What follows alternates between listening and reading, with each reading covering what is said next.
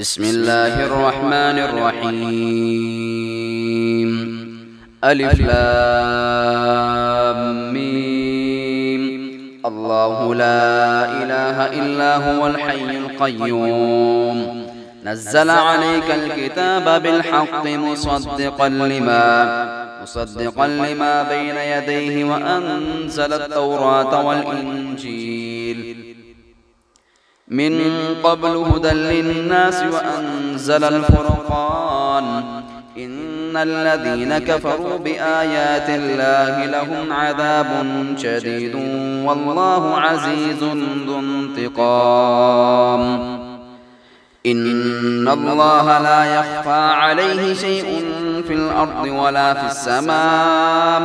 هو الذي يصوركم في الأرحام كيف يشاء لا إله إلا هو العزيز الحكيم. هو الذي أنزل عليك الكتاب منه آيات محكمات هن أم الكتاب وأخر متشابهات فأما الذين في قلوبهم زيغ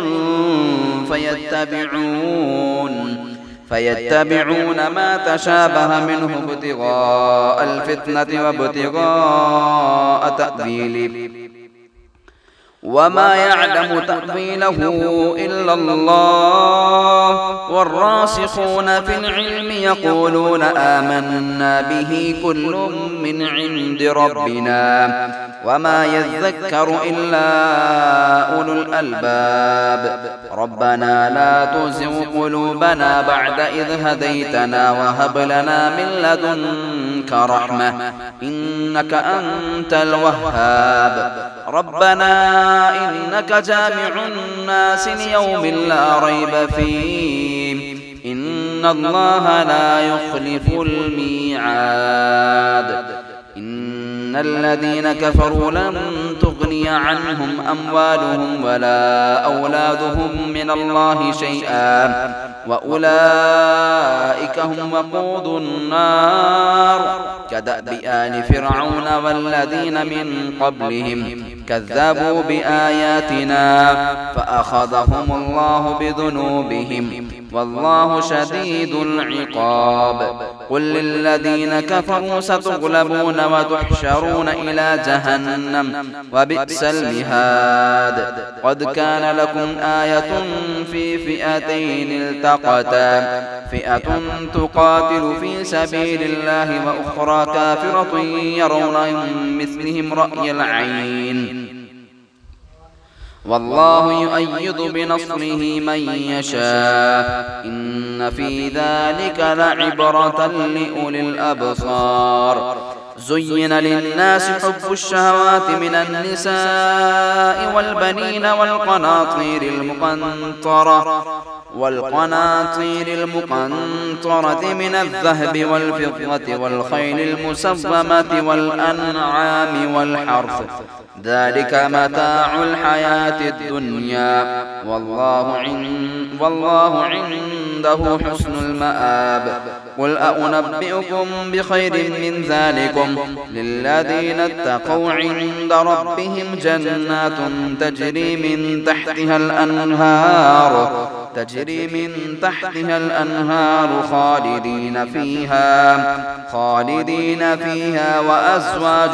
مطهرة ورضوان من الله والله بصير بالعباد. الذين يقولون ربنا إننا آمنا فاغفر لنا ذنوبنا وقنا عذاب النار. الصابرين والصادقين والقانتين والمنفقين والمستغفرين بالأسحار. شهد الله أنه لا إله إلا هو والملائكة وأولو العلم قائما بالقسط لا إله إلا هو العزيز الحكيم. إن الدين عند الله الإسلام وما اختلف الذين أوتوا الكتاب إلا من بعد ما جاءهم العلم بغيا بينهم ومن يكفر بآيات الله فإن الله سريع الحساب فإن حاجوك فقل أسلمت وجهي لله ومن اتبعني وقل للذين أوتوا الكتاب والأميين أأسلمتم فإن أسلموا فقد اهتدوا وإن تولوا فإنما عليك البلاغ والله بصير بالعباد إن الذين يكفرون بآيات الله ويقتلون النبيين بغير حق ويقتلون الذين يأمرون بالقسط من الناس فبشرهم بعذاب أليم أولئك الذين حبطت أعمالهم في الدنيا والآخرة وما لهم من ناصرين ألم تر إلى الذين أوتوا نصيبا من الكتاب يدعون إلى كتاب الله ليحكم بينهم ثم يتولى فريق منهم وهم معرضون ذلك بأنهم قالوا لن تمسنا النار إلا أياما معدودات وغرهم في دينهم ما كانوا يفترون فكيف إذا جمعناهم ليوم لا ريب فيه ووفيت كل نفس ما كسبت وهم لا يظلمون قل اللهم مالك الملك تؤتي الملك من تشاء وتنزع الملك ممن تشاء وتعز من تشاء وتذل من تشاء بيدك الخير إنك على كل شيء قدير تولج الليل في النهار وتولج النهار في الليل وتخرج الحي من الميت وتخرج الميت من الحي وترزق من تشاء بغير حساب لا يتخذ المؤمنون الكافرين أولياء من دون المؤمنين ومن يفعل ذلك فليس من الله فيه شيء إلا أن تتقوا منهم تقاه ويحذركم الله نفسه وإلى الله المصير قل إن تخفوا ما في صدوركم أو تبدوه يعلمه الله ويعلم ما في السماوات وما في الأرض والله على كل شيء قدير يوم تجد كل نفس ما عملت من خير محضرا وما عملت من سوء تود لو أن بينها وبينه أمدا بعيدا ويحذركم الله نفسه والله رؤوف بالعباد قل إن كنتم تحبون الله فاتبعوني يحببكم الله ويغفر لكم ذنوبكم والله غفور رحيم قل أطيعوا الله وأطيعوا الرسول فإن تولوا فإن الله لا يحب الكافرين إن الله اصطفى آدم ونوحا وآل إبراهيم وآل عمران على العالمين ذرية بعضها من بعض والله سميع عليم إذ قالت امرأة عمران رب إني نذرت لك ما في بطني محررا فتقبل مني إنك أنت السميع العليم فلما وضعتها قالت رب إني وضعتها أنثى والله أعلم بما وضعت وليس الذكر كالأنثى وإني سميتها مريم وإني أعيذها بك وذريتها من الشيطان الرجيم فتقبلها ربها بقبول حسن وأنبتها نباتا حسنا وكفلها زكريا كلما دخل عليها زكريا المحراب وجد عندها رزقا قال يا مريم أنى لك هذا قالت هو من عند عند الله إن الله يرزق من يشاء بغير حساب. هنالك دعا زكريا ربه قال رب هب لي من لدنك ذرية طيبة إنك سميع الدعاء. فنادته الملائكة وهو قائم يصلي في المحراب أن الله يبشرك بيحيى مصدقا بكلمة من الله وسيدا وحصورا ونبيا من الصالحين. قال رب أنى يكون لي غلام وقد بلغني الكبر وامرأتي عاقر. قال كذلك الله يفعل ما يشاء. قال رب اجعل لي آية. قال آيتك ألا تكلم الناس 3 أيام إلا رمزا واذكر ربك كثيرا وسبح بالعشي والإبكار. وإذ قالت الملائكة يا مريم إن الله اصطفاك وطهرك واصطفاك على نساء العالمين. يا مريم اقنتي لربك واسجدي واركعي مع الراكعين. ذلك من أنباء الغيب نوحيه إليك فما كنت لديهم إذ يلقون أقلامهم أيهم يكفل مريم وما كنت لديهم إذ يختصمون. إذ قالت الملائكة يا مريم إن الله يبشرك بكلمة منه اسمه المسيح عيسى بن مريم وجيها في الدنيا والآخرة ومن المقربين ويكلم الناس في المهد وكهلا ومن الصالحين. قالت رب أنى يكون لي ولد ولم يمسسني بشر. قال كذلك الله يخلق ما يشاء إذا قضى أمرا فإنما يقول له كن فيكون. ويعلمه الكتاب والحكمة والتوراة والإنجيل ورسولا إلى بني إسرائيل أني قد جئتكم بآية من ربكم أني أخلق لكم من الطين كهيئة الطير فأنفخ فيه فيكون طيرا بإذن الله. وأبرئ الأكمه والأبرص وأحيي الموتى بإذن الله وأنبئكم بما تأكلون وما تدخرون في بيوتكم إن في ذلك لآية لكم إن كنتم مؤمنين. ومصدقا لما بين يدي من التوراة وأحل لكم بعض الذي حرم عليكم وجئتكم بآية من ربكم فاتقوا الله وأطيعون. إن الله ربي وربكم فاعبدوه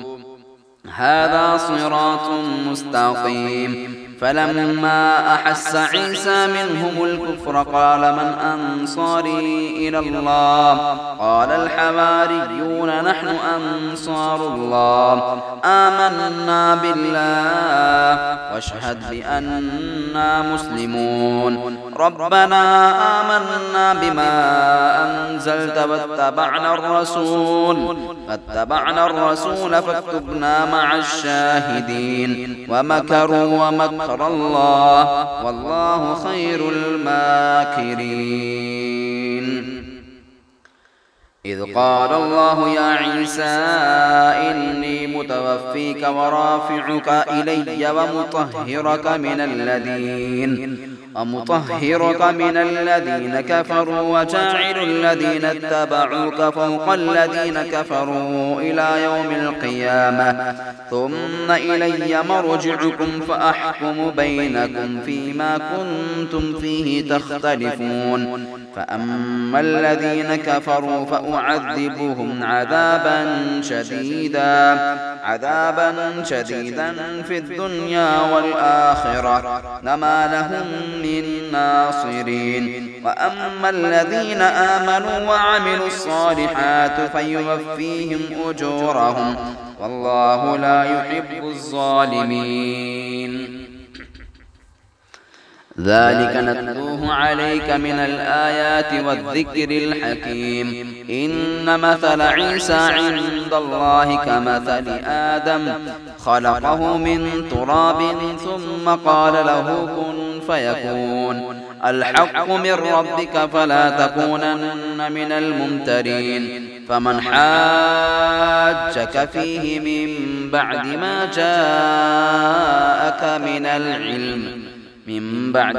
جاءك من العلم فقل تعالوا ندع أبناءنا وأبناءكم ونساءنا ونساءكم وأنفسنا وأنفسكم ثم نبتهل فنجعل لعنة الله على الكاذبين. إن هذا لهو القصص الحق وما من إله إلا الله وإن الله لهو العزيز الحكيم. فإن تولوا فإن الله عليم بالمفسدين. قل يا أهل الكتاب تعالوا إلى كلمة سواء بيننا وبينكم ألا نعبد إلا الله ولا نشرك به شيئا ولا يتخذ بعضنا بعضا أربابا من دون الله. فإن تولوا فقولوا اشهدوا بأننا مسلمون. يا أهل الكتاب لم تحاجون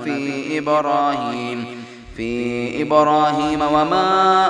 أنزلت التوراة والإنجيل إلا من بعده أفلا تعقلون. ها أنتم هؤلاء حاججتم فيما لكم به علم فلم تحاجون فيما ليس لكم به علم والله يعلم وأنتم لا تعلمون. ما كان إبراهيم يهوديا ولا نصرانيا ولكن كان حنيفا مسلما وما كان من المشركين. إن أولى الناس بإبراهيم للذين اتبعوه وهذا النبي والذين آمنوا والله ولي المؤمنين. ودت طائفة من أهل الكتاب لو يضلونكم وما يضلون إلا أنفسهم وما يشعرون. يا أهل الكتاب لم تكفرون بآيات الله وأنتم تشهدون. يا أهل الكتاب لم تلبسون الحق بالباطل وتكتمون الحق وأنتم تعلمون. وقالت طائفة من أهل الكتاب آمنوا بالذي أنزل على الذين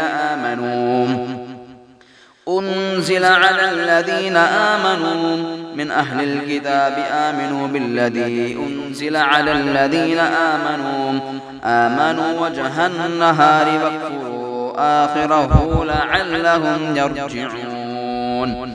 ولا تؤمنوا إلا لمن تبع دينكم. قل إن الهدى هدى الله أن يؤتى أحد مثل ما أوتيتم أو يحاجوكم عند ربكم قل إن الفضل بيد الله يؤتيه من يشاء والله واسع عليم يختص برحمته من يشاء والله ذو الفضل العظيم ومن أهل الكتاب من إن تأمنه بقنطار يؤديه إليك ومنهم من إن تأمنه بدينار لا يؤديه إليك إلا ما كنت عليه قائما ذلك بأنهم قالوا ليس علينا في الأميين سبيل ويقولون على الله الكذب وهم يعلمون بلى من أوفى بعهده واتقى فإن الله يحب المتقين إن الذين يشترون بعهد الله وأيمانهم ثمنا قليلا أولئك لا خلاق لهم في الآخرة ولا يكلمهم الله ولا ينظر إليهم يوم القيامة ولا يزكيهم ولهم عذاب أليم وإن منهم لفريقا يلغون ألسنتهم بالكتاب لتحسبوه من الكتاب وما هو من الكتاب ويقولون هو من عند الله وما هو من عند الله ويقولون على الله الكذب وهم يعلمون ما كان لبشر أن يؤتيه الله الكتاب والحكم والنبوة ثم يقول للناس كونوا عبادا لي من دون الله ولكن كونوا ربانيين بما كنتم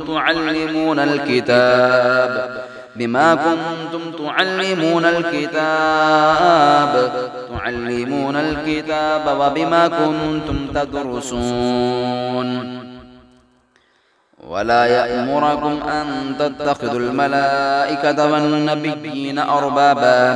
أيأمركم بالكفر بعد إذ أنتم مسلمون وإذ أخذ الله ميثاق النبيين لما آتيتكم من كتاب وحكمة ثم جاءكم رسول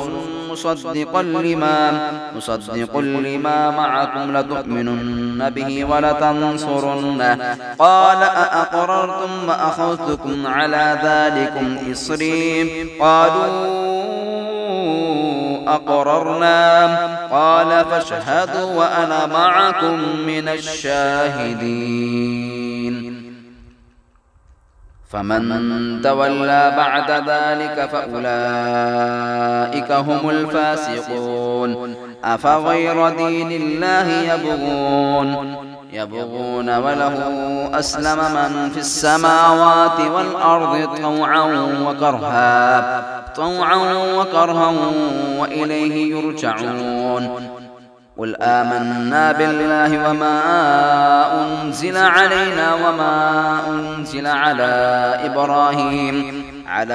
إبراهيم وإسماعيل وإسحاق ويعقوب والأسباط وما أوتي موسى وعيسى والنبيون من ربهم لا نفرق بين أحد منهم ونحن له مسلمون ومن يبتغ غير الإسلام دينا فلن يقبل منه وهو في الآخرة لمن الخاسرين كيف يهدي الله قوما كفروا بعد إيمانهم وشهدوا أن الرسول حق وجاءهم البينات والله لا يهدي القوم الظالمين أولئك جزاؤهم أن عليهم لعنة الله والملائكة والناس أجمعين خالدين فيها لا يخفف عنهم العذاب ولا هم ينظرون إلا الذين تابوا من بعد ذلك وأصلحوا فإن الله غفور رحيم إن إن الذين كفروا بعد إيمانهم ثم ازدادوا كفرا لن تقبل توبتهم وأولئك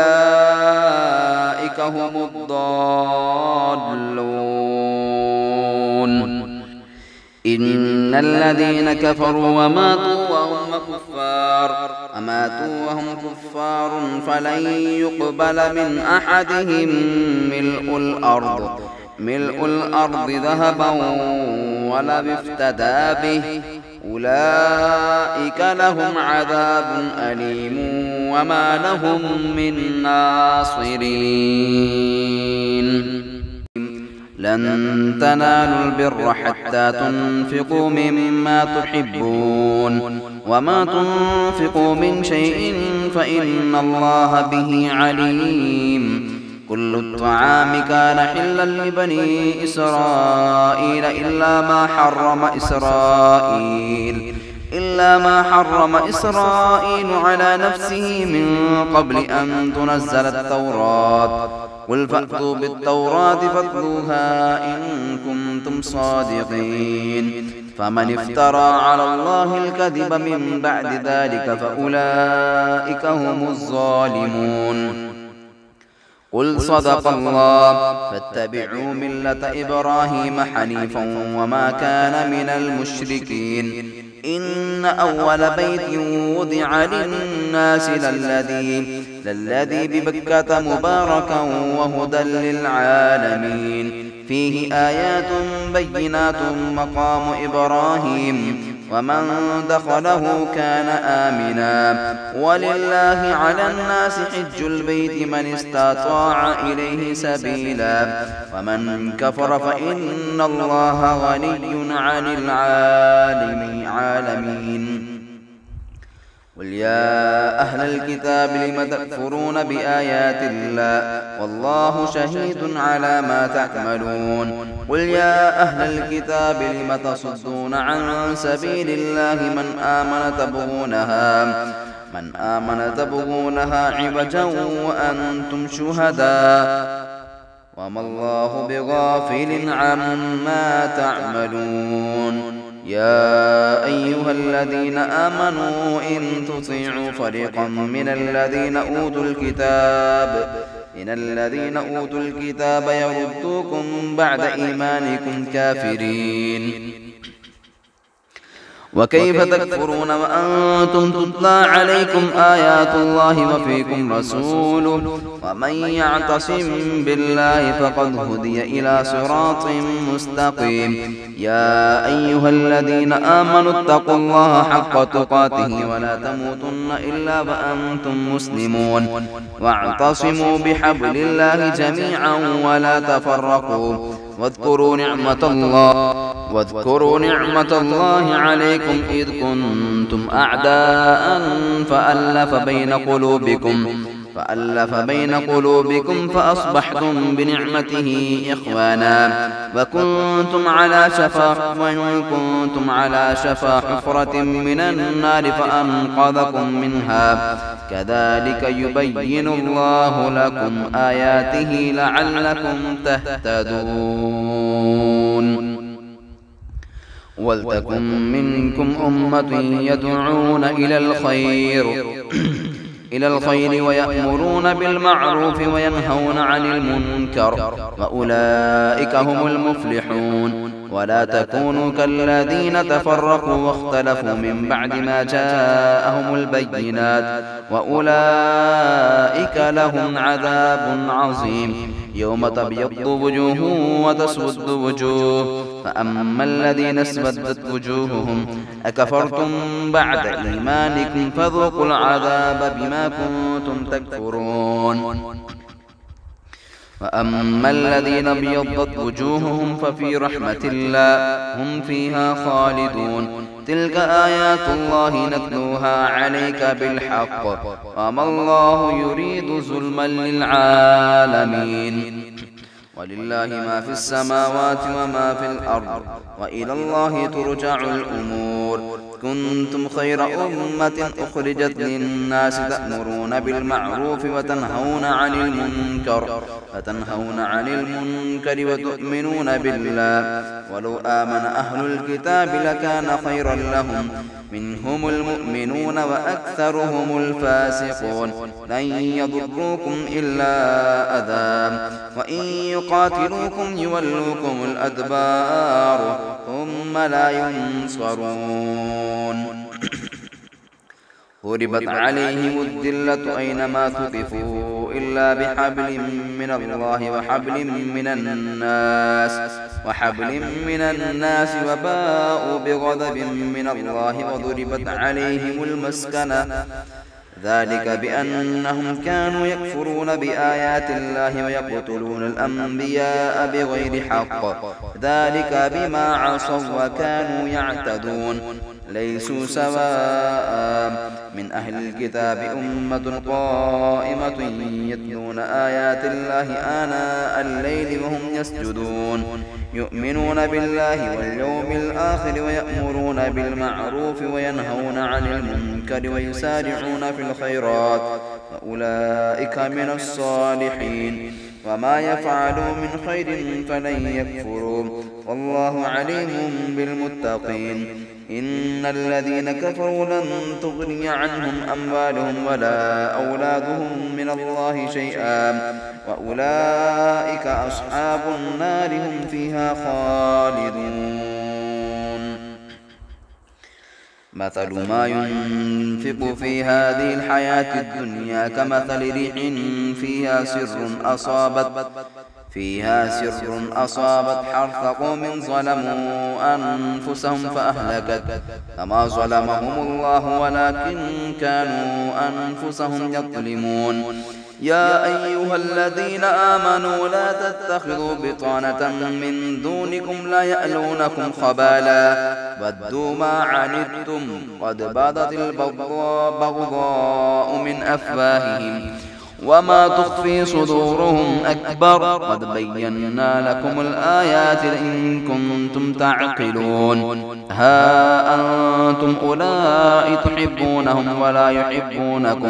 ولا يحبونكم وتؤمنون بالكتاب كله وإذا لقوكم قالوا آمنا وإذا خلوا عضوا عليكم الأنامل من الغيظ قل موتوا بغيظكم إن الله عليم بذات الصدور إن تمسسكم حسنة تسؤهم وإن تصبكم سيئة يفرحوا بها وإن تصبروا وتتقوا لا يضركم كيدهم شيئا إن الله بما يعملون محيط وإذ غدوت من أهلك تبوئ المؤمنين مقاعد للقتال والله سميع عليم إذ همت طائفتان منكم أن تفشلا والله وليهما وعلى الله فليتوكل المؤمنون ولقد نصركم الله ببدر وأنتم أذلة فاتقوا الله لعلكم تشكرون إذ تقول للمؤمنين ألن يكفيكم أن يمدكم ربكم ب3,000 من الملائكة منزلين بلى إن تصبروا وتتقوا ويأتوكم من فورهم هذا يمددكم ربكم ب5,000 من الملائكة مسومين وما جعله الله إلا بشرى لكم ولتطمئن قلوبكم به وما النصر إلا من عند الله العزيز الحكيم ليقطع طرفا من الذين كفروا أو يكبتهم فينقلبوا خائبين ليس لك من الأمر شيء أو يتوب عليهم أو يعذبهم فإنهم ظالمون ولله ما في السماوات وما في الأرض يغفر لمن يشاء ويعذب من يشاء والله غفور رحيم يا أيها الذين آمنوا لا تأكلوا الربا أضعافا مضاعفة واتقوا الله لعلكم تفلحون واتقوا النار التي أعدت للكافرين وأطيعوا الله والرسول لعلكم ترحمون وسارعوا إلى مغفرة من ربكم وجنة عرضها السماوات والأرض أعدت للمتقين الذين ينفقون في السراء والضراء والكاظمين الغيظ والعافين عن الناس والله يحب المحسنين والذين إذا فعلوا فاحشة أو ظلموا أنفسهم ذكروا الله فاستغفروا لذنوبهم ومن يغفر الذنوب إلا الله ولم يصروا على ما فعلوا وهم يعلمون أولئك جزاؤهم مغفرة من ربهم وجنات تجري من تحتها الأنهار خالدين فيها ونعم أجر العاملين قد خلت من قبلكم سنن فسيروا في الأرض فانظروا كيف كان عاقبة المكذبين هذا بيان للناس وهدى وموعظة للمتقين ولا تهنوا ولا تحزنوا وأنتم الأعلون إن كنتم مؤمنين إن يمسسكم قرح فقد مس القوم قرح مثله وتلك الأيام نداولها بين الناس وليعلم الله الذين آمنوا ويتخذ منكم شهداء والله لا يحب الظالمين وليمحص الله الذين آمنوا ويمحق الكافرين أم حسبتم أن تدخلوا الجنة ولما يعلم الله الذين جاهدوا منكم ويعلم الصابرين ولقد كنتم تمنون الموت من قبل أن تلقوه فقد رأيتموه وأنتم تنظرون وما محمد إلا رسول قد خلت من قبله الرسل أفإن مات أو قتل انقلبتم على أعقابكم ومن ينقلب على عقبيه فلن يضر الله شيئا وسيجزي الله الشاكرين ما كان لنفس أن تموت إلا بإذن الله كتابا مؤجلا ومن يرد ثواب الدنيا نؤته منها ومن يرد ثواب الآخرة نؤته منها وسنجزي الشاكرين وكأي من نبي قاتل معه ربيون كثير فما وهنوا لما أصابهم في سبيل الله وما ضعفوا وما استكانوا والله يحب الصابرين وما كان قولهم إلا أن قالوا ربنا اغفر لنا ذنوبنا وإسرافنا في أمرنا وثبت أقدامنا وانصرنا على القوم الكافرين فآتاهم الله ثواب الدنيا وحسن ثواب الآخرة والله يحب المحسنين يا أيها الذين آمنوا إن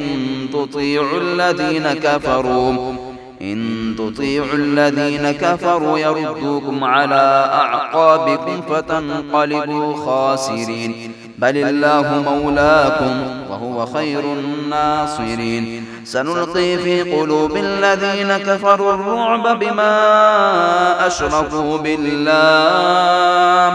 بما أشركوا بالله ما لم ينزل به سلطانا ومأواهم النار وبئس مثوى الظالمين ولقد صدقكم الله وعده إذ تحسونهم بإذنه حتى إذا فشلتم وتنازعتم في الأمر وعصيتم من بعد ما أراكم ما تحبون منكم من يريد الدنيا ومنكم من يريد الآخرة ثم صرفكم عنهم ليبتليكم ولقد عفا عنكم والله ذو فضل على المؤمنين إذ تصعدون ولا تلقون على أحد والرسول يدعوكم في أخراكم فأثابكم غما بغم لكي لا تحزنوا على ما فاتكم ولا ما أصابكم والله خبير بما تعملون ثم أنزل عليكم من بعد الغم أمنة نعاسا يغشى طائفة منكم وطائفة قد أهمتهم أنفسهم يظنون بالله غير الحق ظن الجاهلية يقولون هل لنا من الأمر من شيء قل إن الأمر كله لله يخفون في أنفسهم ما لا يبدون لك يقولون لو كان لنا من الأمر شيء ما قتلنا هاهنا قل لو كنتم في بيوتكم لبرز الذين كتب عليهم القتل إلى مضاجعهم وليبتلي الله ما في صدوركم وليمحص ما في قلوبكم والله عليم بذات الصدور إن الذين تولوا منكم يوم التقى الجمعان إنما استزلهم الشيطان ببعض ما كسبوا ولقد عفى الله عنهم إن الله غفور حليم يا أيها الذين آمنوا لا تكونوا كالذين كفروا وقالوا لإخوانهم إذا ضربوا في الأرض أو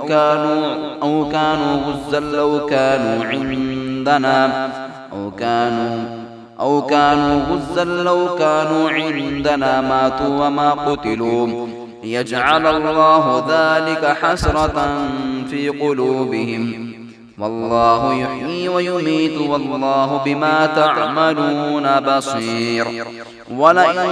قتلتم في سبيل الله أو متم لمغفرة من الله ورحمة خير مما يجمعون ولئن متم أو قتلتم لإلى الله تحشرون فبما رحمة من الله لنت لهم ولو كنت فظا غليظ القلب لانفضوا من حولك فاعف عنهم واستغفر لهم وشاورهم في الأمر فإذا عزمت فتوكل على الله إن الله يحب المتوكلين إن ينصركم الله فلا غالب لكم وإن يخذلكم فمن ذا الذي ينصركم من بعده وعلى الله فليتوكل المؤمنون وما كان لنبي أن يغل ومن يغل يأت بما غل يوم القيامة ثم توفى كل نفس ما كسبت وهم لا يظلمون أفمن اتبع رضوان الله كمن باء بسخط من الله ومأواه جهنم وبئس المصير هم درجات عند الله والله بما تعملون والله بصير بما يعملون لقد من الله على المؤمنين إذ بعث فيهم رسولا من أنفسهم يتلو عليهم آياته ويزكيهم ويعلمهم الكتاب والحكمة وإن كانوا من قبل لفي ضلال مبين أولما أصابتكم مصيبة قد أصابتم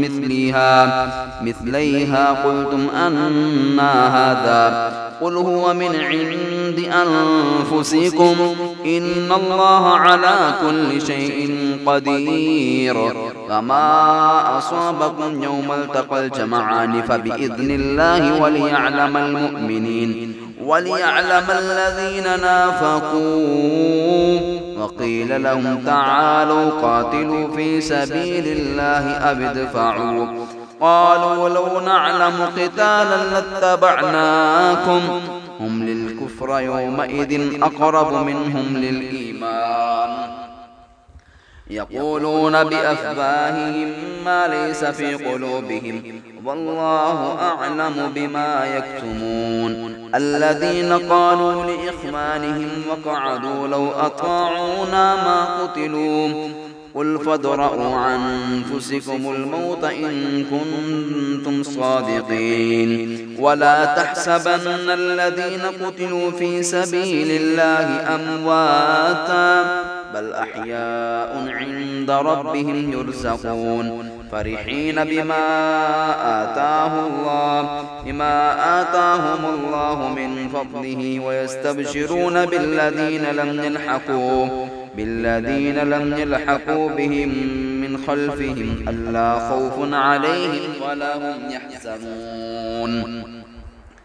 يستبشرون بنعمة من الله وفضل وأن الله لا يضيع أجر المؤمنين الذين استجابوا لله والرسول من بعد ما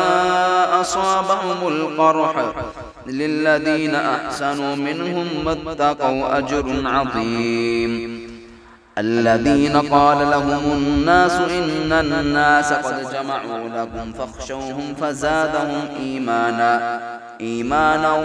وقالوا حسبنا الله ونعم الوكيل فانقلبوا بنعمة من الله وفضل لم يمسسهم سوء واتبعوا رضوان الله والله ذو فضل عظيم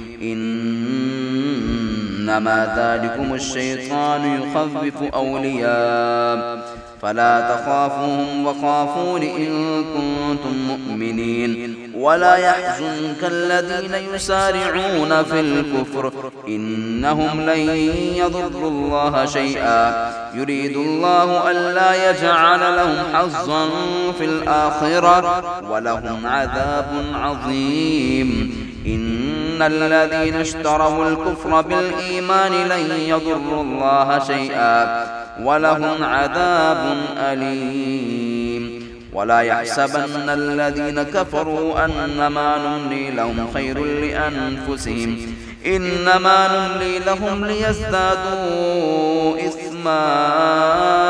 ولهم عذاب مهين ما كان الله ليذر المؤمنين على ما أنتم عليه حتى يميزوا الخبيث من الطيب وما كان الله ليطلعكم على الغيب ولكن الله يجتبي من رسله من يشاء